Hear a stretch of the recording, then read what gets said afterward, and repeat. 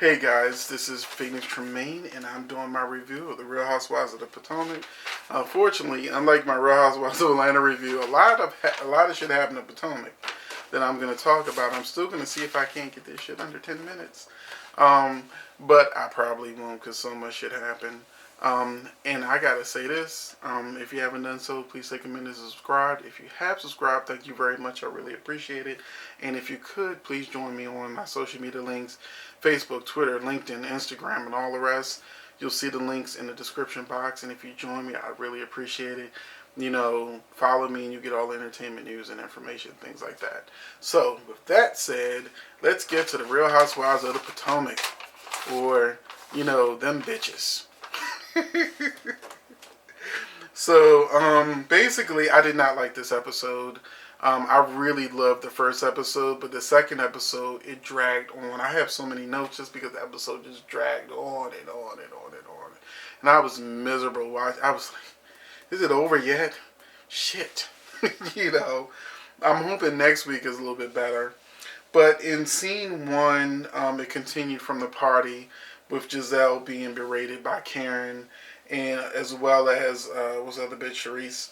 And they're still beefing and bitching at her, and Charisse is calling Giselle out on that horrible wig she was wearing. And Giselle, for some reason, doesn't realize that the wig is horrible, but she will get the feedback. That shit was like a ragamuffin on your head, girl. Your real hair looked better than that shit. And then she was wearing that bad wig. But, these were some bougie ass bitches. The more I watch them, the more I dislike Karen, and the more I dislike Charisse. I love me a good bitch. But that's why I like Mariah and all the ones on Married to Medicine, or even Dr. Heavenly grew on me. But there's a way to be a bitch and be fun, and then there's a way to be a bitch and be annoying. These bitches are fucking annoying the fuck out of me. Bougie ass bitches. But hopefully they're just doing this shit for the camera and they're not like this in real life. But that shit continued from last week.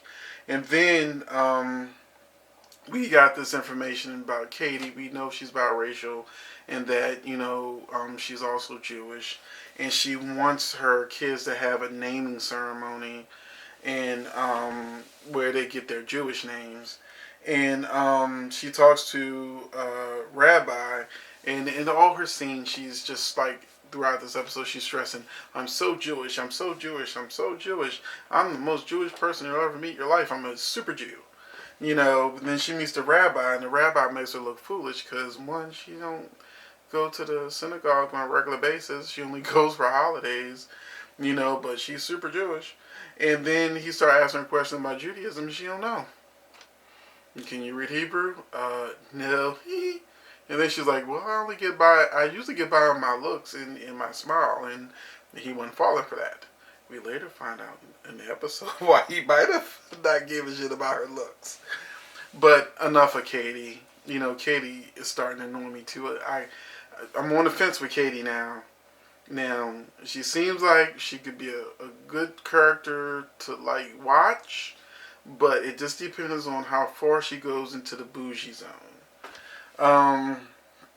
Then there's Karen and her aunt died. Now, the problem with bougie black people is that a lot of black folks aren't used to money. So when black folks that finally get some money, they suddenly want to have airs about them, and that's why we call them bougie people.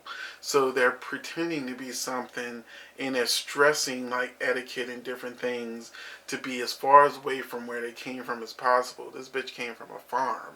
Okay, she married this guy named Ray who had some money, was a millionaire, and now all of a sudden she's the queen of etiquette and rules and shit. But then, she says she learned it from his Aunt Dot, who was like the original diva. And then Aunt Dot just reminded me of like one of my aunts. She seemed down to earth, but she wanted things the way she wanted them. If you want to call that a diva, that's a diva.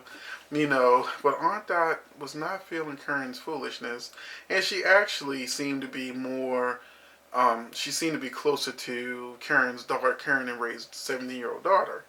You know, so one of the things she talked about with etiquette is that when you that she had to have Lipton tea, no kind of flavors or nothing, just straight up Lipton tea, and it had to be boiling hot. You know, part of etiquette is serving hot tea. So when Dot gets her tea, she's like, "This shit is warm." I like Dot. You know, she's like, "This shit is warm," and then she look at Karen like, "You bitch, giving me warm tea." But that goes to show bougie ass Karen, why when that fucking tea hot, bitch. So, and then she also mentions that not only wasn't the tea hot, but you didn't give her no milk. So, Dot actually was berating Karen, and probably if they gave her more screen time, she would have went off on Karen. And Karen was looking crazy because shit wasn't the way it was supposed to be. But she's the queen of etiquette. Whatever. And then I actually would like to see more of Aunt Dot on the show. Katie and Giselle go to a charity event which is called Sips with Socialites.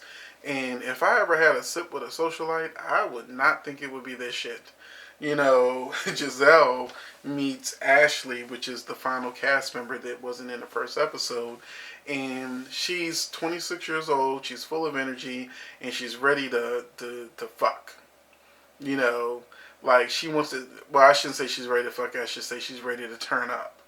And the reason why I say she's ready to fuck is because she's talking about the size of her husband's dick, and then she's humping poor Robin. I got their names on the side in case I forget. This is a new show, so she's pumping Robin, and Robin's like, "Why is this girl humping me? We not white, you know." so you know, and she's also biracial, so it's like, I think this show has the most biracial women I've ever seen on a like Housewives or reality show, which nothing wrong with that, because later on they talk about being biracial, which was an interesting conversation you don't get to hear a lot of. And so at the party, Giselle calls Ashley a thought, and which is that hoe over there. And she hears her, but she just plays it off. But we see in the next episode that Ashley will be calling Giselle up on her shit for calling her a thought, even though she was actually acting like a thought. It is what it is. Giselle was just keeping it real. And then Charisse says that she is and Ashley is married to a 55-year-old man, so she's married to a man almost 30 years older than her. So that'll be an issue too later on, probably. And then Charisse says that she considers herself a single mom, which, yeah, the fuck you are. Your husband's in New Jersey. He don't know shit, nothing to do with you. The girls talking about they ain't never seen his ass. So I can understand why. You know, because in the trailer we saw you crying because y'all probably this close to a divorce. So then we finally had the naming ceremony where the rabbi called Katie's boyfriend Delicious. So Katie, that is why your good looks did not distract the rabbi when he was trying to see exactly how Jewish you were, because he was more interested in your delicious ass boyfriend. And then even Giselle was like, no, Robin was like, delicious. So I think it was even Robin Giselle, caught that. And the kids got named. And Giselle came late. She said, oh, I thought this was going to be like a black event. Y'all actually started on time. And we all know about black people time. If you're black, y'all know about black people time. I know because I have to deal with that situation with the different events that I do. The people on black people time. If I want you to be there at 8, I've got to say, we're actually starting at like 6. So when you show up at 8, you're actually coming on time. Or 7. And then it ended with this horrible meeting between Giselle, Karen, and Charisse, where Giselle actually sent a car service for them, had flowers for them, and these two, and she wants to meet them and hash out their problems and get their friendships back on track. But these women are, I'm not going to make the 10-minute mark, it's almost 10 minutes now, but these two women are so bitchy that they talk about etiquette in class and doing things right, but when you're sitting up in a chair like this and you're sitting up in a chair like that, you know, you're not even doing my mother taught etiquette. I can look at the shit and I can see my mother would be all over your ass over that shit. It's a way that you do things if you really want to talk about etiquette. So that's part of the reason why this shit bothers me, because my mother used to teach etiquette classes, and I'm not seeing etiquette nowhere. Okay, I don't see any etiquette nowhere on the show. I see people trying, but when you've been around people who really know shit about etiquette, that ain't it. So when you being super bitch and you're all twisted up in your chair and you calling people out their name and saying, you know, you're ugly and all this kind of shit, that is not etiquette. That's not having manners. That is not how you handle yourself. You know, you remove yourself from the situation. You know, you don't act. I don't want to say ghetto because I don't want to offend ghetto people. You know, I'm from the hood, so I know what ghetto is. So